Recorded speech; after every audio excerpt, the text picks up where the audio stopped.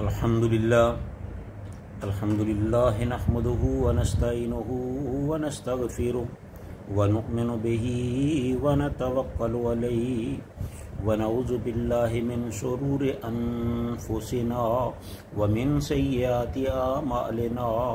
اما بعد اعوذ باللہ السمیع العلیم من الشیطان الرجیم بسم اللہ الرحمن الرحیم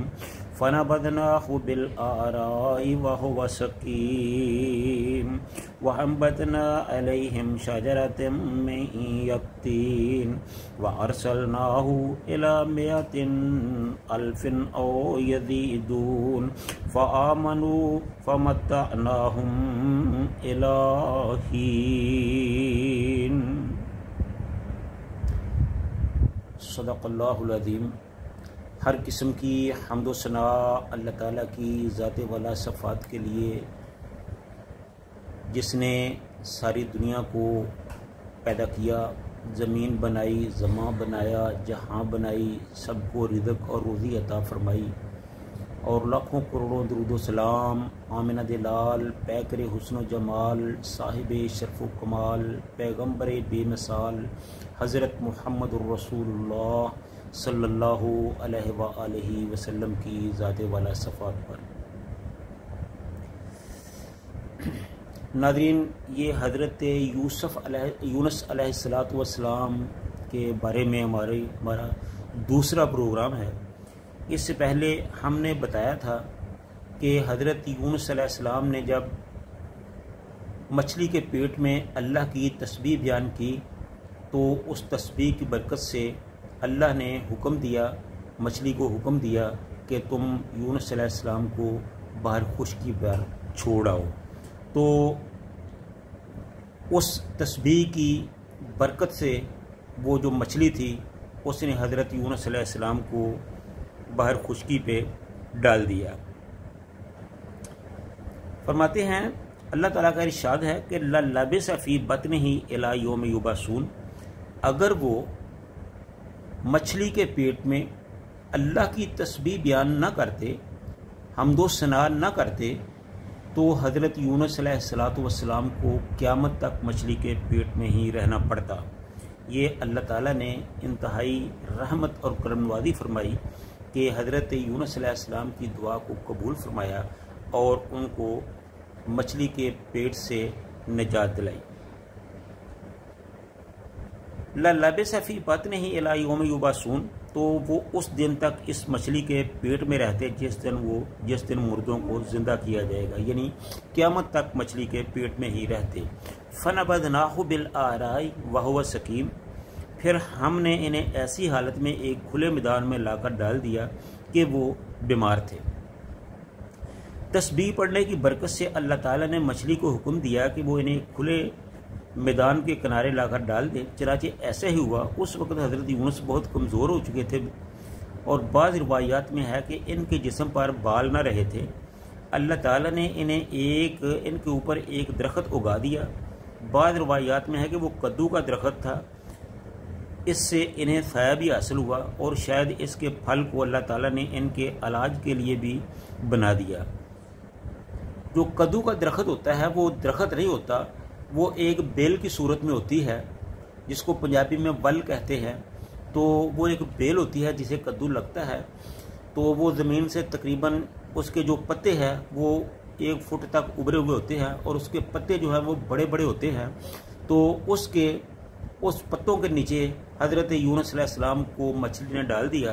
اور اس کا یہ فائدہ ہوا کہ ایک تو ان پتوں کا یونس علیہ السلام کو سایہ ہوا، اور دوسرا جو کدو تھا اس میں اللہ تعالیٰ نے شفا رکھی ہے، وہ بھی حضرت یونس علیہ السلام جو ہے وہ کھاتے رہے، جس سے ان کی بیماری میں کمی آئی۔ اور دوسرا یہ کہ اللہ تعالیٰ نے وہاں ایک بکری بھیج دی جس کا یونس علیہ السلام دودھ پیتے رہے، اور اس طرح حضرت یونس علیہ السلام جو تھے وہ ایک خاص مدت کے بعد صحت مند ہو گئے۔ وَأَنبَتْنَا عَلَيْهِ شَجَرَةً مِّن يَقْطِينٍ، اور ان کے اوپر ایک بیلدار درخت اگا دیا، یعنی وہی جو کدو کی بیل ہوتی ہے وہ ان پر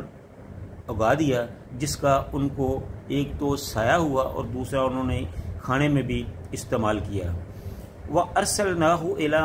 مِائَةٍ أَلْفٍ أَوْ يَزِيدُونَ،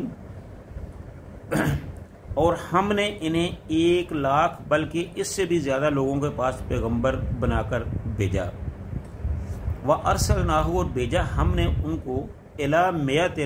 1,00,000 لوگوں کی طرف،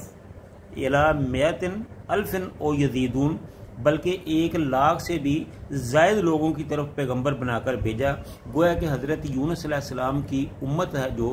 وہ 1,00,000 لوگوں پر مشتمل تھی۔ فَآمَنُوا فَمَتَّعْنَاهُمْ إِلَى حِينٍ، پھر وہ ایمان لے آئے، اس لیے ہم نے انہیں ایک زمانے تک زندگی سے فائدہ اٹھانے کا موقع دیا۔ یعنی یونس علیہ السلام کی قوم کا ذکر ہے کہ جیسا کہ اوپر ذکر کیا گیا ہے، عرض کیا گیا ہے کہ حضرت یونس، سورہ یونس میں ہے کہ حضرت یونس علیہ السلام کی قوم عذاب کے آثار کو دیکھ کر عذاب آنے سے پہلے ہی ایمان لے آئی، اور اس کے لیے اللہ تعالیٰ نے ان سے عذاب کو ہٹا دیا اور وہ ایمان لا کر ایک عرصے تک زندہ رہے۔ تو اس طرح وہ پوری کی پوری قوم جو تھی وہ مسلمان ہو گئی، اللہ کے نبی کو مان لیا، اللہ کی توحید کا اقرار کر لیا، اور پھر اللہ تعالیٰ نے ان پر رحمتیں کی، ان پر برکتیں کی، ان کو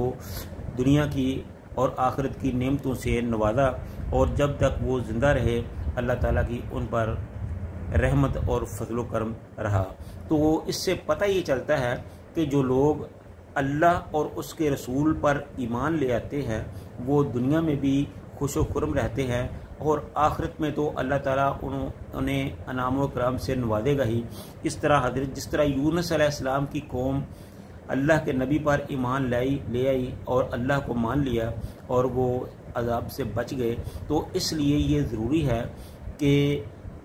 قیامت تک آنے والے لوگوں کے لیے یہ انتہائی ضروری ہے کہ اللہ نے جو شریعت اپنے نبی صلی اللہ علیہ وسلم پر بھیجی ہے اور قرآن کی صورت میں جو ہدایت بھیجی ہے،